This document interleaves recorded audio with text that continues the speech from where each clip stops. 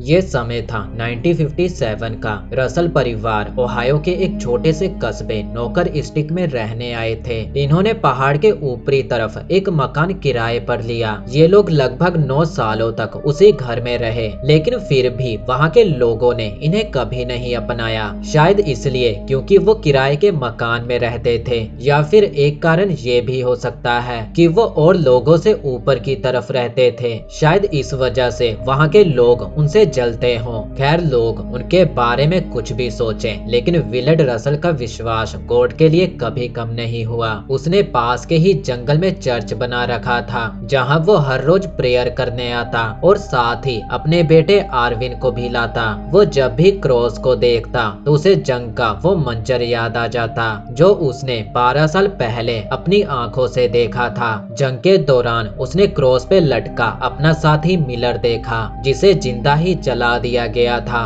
उसकी हालत बहुत ज्यादा खराब थी और मच्छर मक्खियां उस पर भिन भिना रहे थे। तभी उसे होश आ गया और वो दर्द से चिल्लाने लगा। अपने साथी मिलर को इस दर्द में देखकर बिलर्ड ने उसे शूट कर दिया। अब जंग खत्म हो चुकी थी, लेकिन अभी भी बिलर्ड की आंखों के सामने मिलर का वो दर्दनाक नजारा घूमता रहा। अब वो शहर आ गया, लेकिन घर जाने से पहले वो एक कॉफी शॉप में कॉफी पीने गया, जहाँ उससे एक बंदा टकरा गया जिसका नाम है कार्ल। यही कार्ल को एक बंदी सैंडी मिली और इन दोनों को पहली ही नजर में प्यार हो गया। इन दोनों को याद रखना, क्योंकि अब इनसे मुलाकात कुछ देर में होगी। इधर विलर्ड को भी एक लड़की पसंद आ गई जिसका नाम था शार्लेट, जो पहली बार में तो विलर्ड के प्यार में नहीं पड़ी, लेकिन जब वापस विलर्ड इसके हाथों की कॉफी पीने आया, वो भी अपने घर से लगभग 100 किलोमीटर दूर, तो यहाँ शार्लेट को भी इससे प्यार हो गया।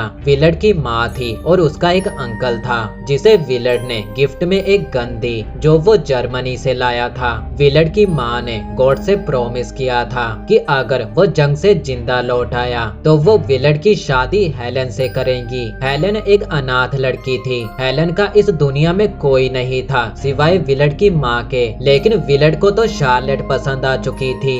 यहीं पर एक और बंदा आता है जिसका नाम है रोए। रोए एक प्रीचर है। प्रीचर उन्हें कहते हैं जो गॉड के मैसेज लोगों तक पहुंचाता है। यहाँ रोए सभी को बताता है वो क्या चीज है जिससे तुम लोग सबसे ज्यादा डरते हो। अगर वो चूहे हैं तो शैतान ये ध्यान रखेगा कि आप पर भर भर कर चूहे छोड़े जाएं। मैं भी गॉड की शरण में जाने से पहले मकड़ियों से बहुत डरा करता था। मकड़ियां मेरे सपनों में आती और मुझे अपने जाल में फंसाती थी। मैं उन्हें अपने चारों तरफ महसूस करता था, लेकिन जब से मैं गॉड की शरण में आया हूँ तब से मेरे अंदर एक अनोखी शक्ति आ चुकी है और अब मकड़ियां तो क्या, एनाकोंडा भी मेरा कुछ नहीं बिगाड़ सकता। इतना कहते ही उसने मकड़ियों से भरा जार अपने ऊपर फेंक लिया। रोए की ये सारी बातों का तो विलर्ड पर कोई असर नहीं हुआ, लेकिन हेलन रोए की दीवानी हो गई। विलर्ड और शार्लेट ने शादी कर ली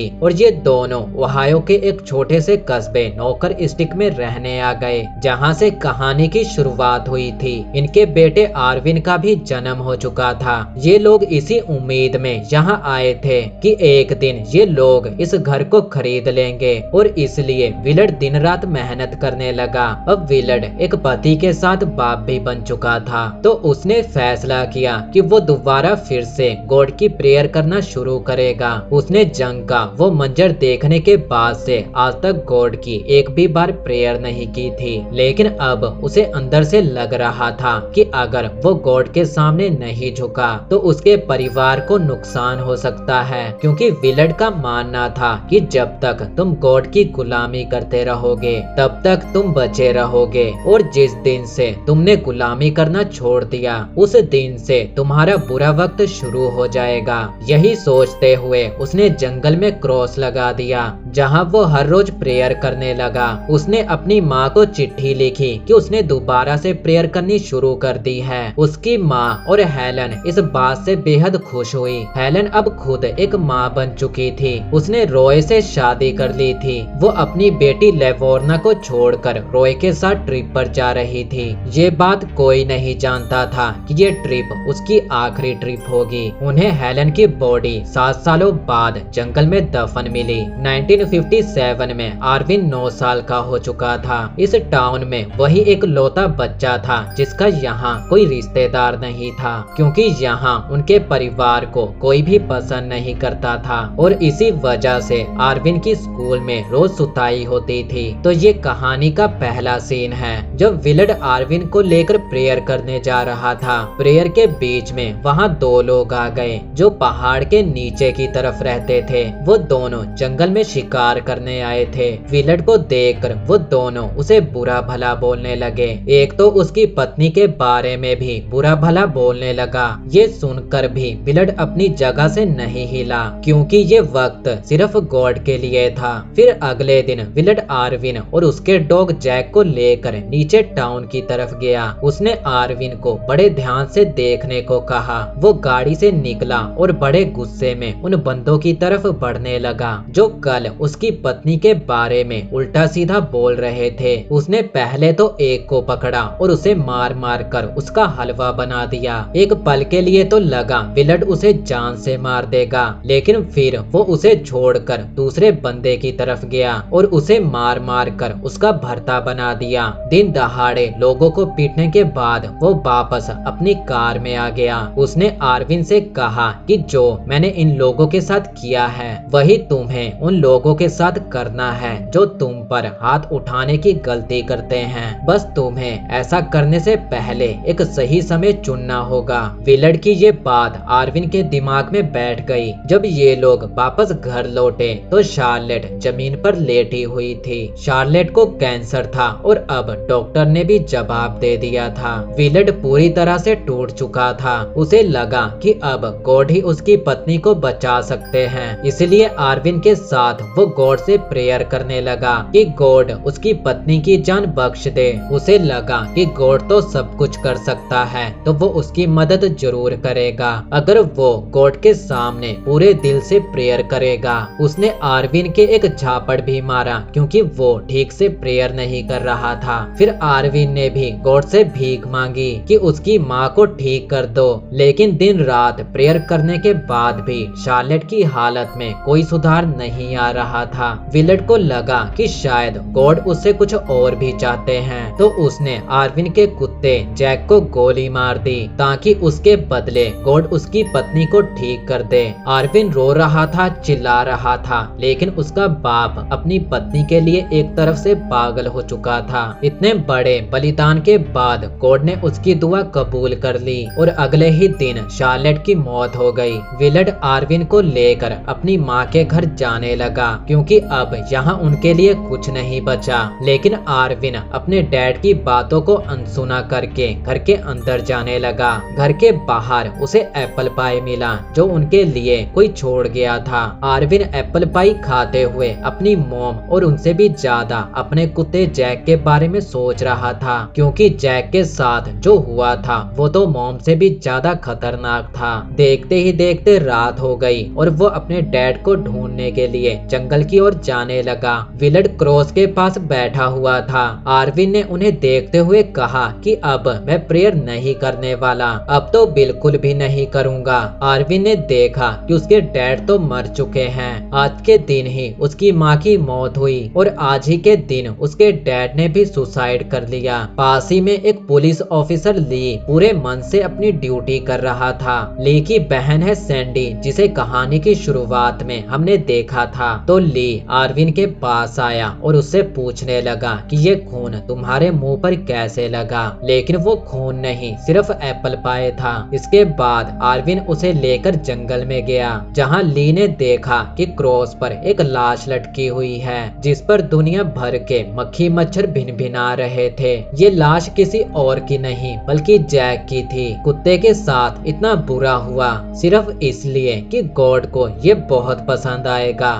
तो अब 7 साल पहले का वक्त दिखाया जाता है जब हेलन की बेटी लेरोना का जन्म हुआ था। उस समय उसका पति रॉय पूरी तरह से पागल हो चुका था। चर्च में अपने मुंह पर मकड़ी डालते वक्त एक मकड़ी ने उसके मुंह पर काट लिया था, जिससे उसका पूरा मुंह सूज गया और रॉय को ऐसा लगने लगा कि गॉड उसकी परीक्षा लेना चाहते हैं। इसलिए उसने खुद को एक कमरे में बंद कर लिया और वो चिल्ला चिल्ला कर गॉड से बातें करने लगा। वो ऐसा कई दिनों तक करता रहा। जो हेलन पहले गॉड के लिए पागल थी, वो भी अब रॉय के इस पागलपन से परेशान होने लगी थी। उसने रॉय को समझाने की काफी कोशिश की, लेकिन रॉय पर उसकी बातों का कोई असर नहीं हुआ। अब एक दिन रॉय को गॉड की आवाज सुनाई दी जो उससे कुछ कहना चाहती थी। ये आवाज सुनते ही रॉय खुशी से झूम उठा। असल में रॉय अब पूरी तरह से पागल हो चुका था, इसीलिए उसे गॉड की आवाज सुनाई दे रही थी। अब वो दिन आ गया जब हेलन अपनी बेटी को छोड़कर रॉय के साथ ट्रिप पर जाने लगी। वो लोग एक जंगल में रुके और पैदल ही आगे बढ़ने लगे। रॉय ने बताया कि गॉड यहीं पर हैं और मैं उन्हें महसूस कर सकता हूँ। और अगले ही पल उसने हेलन के गले में स्क्रू ड्राइवर घुसा दिया।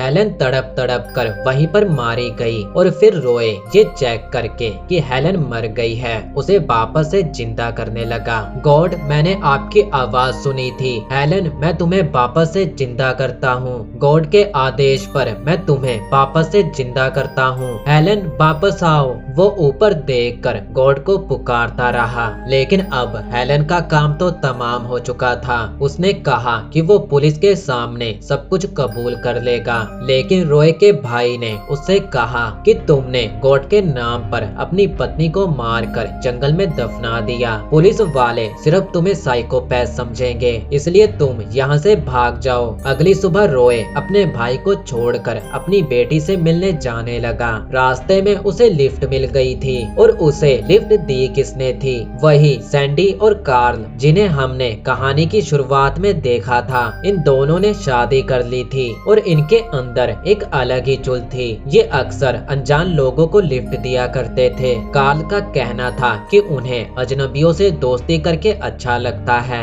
इसी चक्कर में वो रॉय को एक जंगल में ले आए जहाँ सैंडी लेक के सामने चद्दर बिछाकर लेटी हुई थी। उसने रॉय को सैंडी के साथ कुछ पोज देने को कहा ताकि वो उन दोनों की कुछ अच्छी फोटोज निकाल सके, लेकिन रॉय को ये बात बिल्कुल भी ठीक नहीं लगी। तो कार्ल ने अपनी बंदूक निकाल ली। रॉय एक धार्मिक इंसान था। वो किसी पराई स्त्री के साथ बिना कपड़ों के फोटोज क्लिक कराना तो दूर, ऐसा सोच भी नहीं सकता। उसने कार्ल को ऐसा करने से साफ मना कर दिया। कार्ल के जोर देने पर भी वो नहीं माना। रॉय ने आसमान की तरफ देखा और इमेजिन किया कि मौत दिखती कैसी होगी। और फिर अब वापस 1957 में आ जाते हैं जब आर्विन अपने मॉम डैड की मौत के बाद अपनी दादी के यहाँ रहने आ गया था। उसे वहाँ दादी अंकल के साथ एक छोटी बहन लेरोना भी मिली। अब समय 1965 का आ चुका था।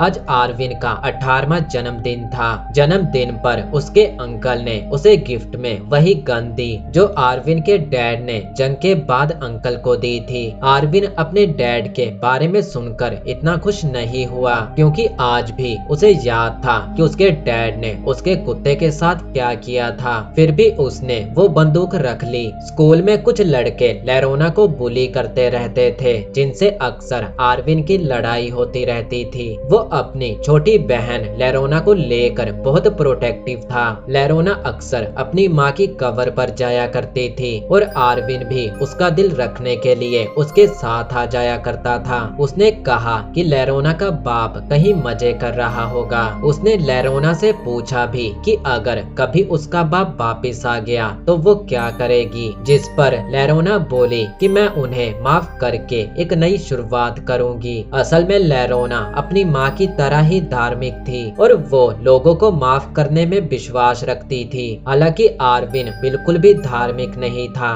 जो उसने बचपन में देखा उसके बाद तो बिल्कुल भी नहीं। फिर भी वो अपनी दादी और अपनी बहन की खुशी के लिए उनके साथ चर्च आ जाया करता था। चर्च के पुराने प्रीचर बीमार चल रहे थे तो वहाँ एक नया प्रीचर भेजा गया था जिसका टाउन के लोगों ने बड़े ही धूमधाम से स्वागत किया। प्रीचर बड़े ही अच्छे से जानता था कि लोगों को अपनी बातों में कैसे फंसाना है, इसलिए पहले ही दिन लोग उसके दीवाने हो गए। अगले दिन लेरोना उन बदमाश बच्चों से बचकर आर्विन के साथ निकल गई। आज आर्विन उसके साथ कब्रिस्तान नहीं गया क्योंकि उसे कुछ काम था। ये बात लेरोना को काफी बुरी लगी और वो अकेले ही अपनी माँ की कब्र पर चली गई। अचानक बारिश होने लगी और वो पास ही में बने प्रीचर के घर में आ गई। वो प्रीचर से गॉड के बारे में और जानना चाहती थी। इधर आर्विन अपना जरूरी काम करने पहुंच गया। सालों पहले उसके डैड ने बताया था कि बदला लेने का एक सही वक्त होता है। आर्विन उनकी ये बात कभी नहीं भूला।